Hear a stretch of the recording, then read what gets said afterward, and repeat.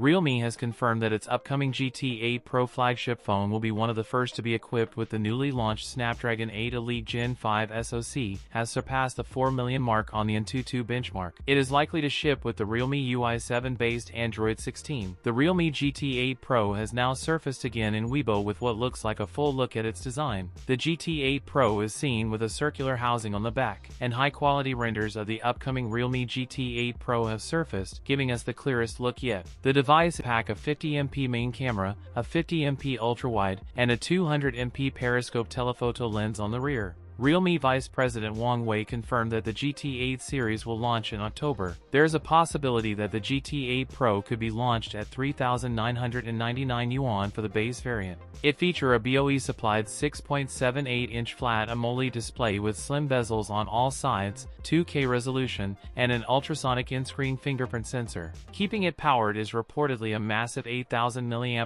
battery, with 120W fast charging. That's it for today's video. If you enjoyed it, don't forget to like, comment, and subscribe for more content. Thanks for watching, and I'll see you in the next one.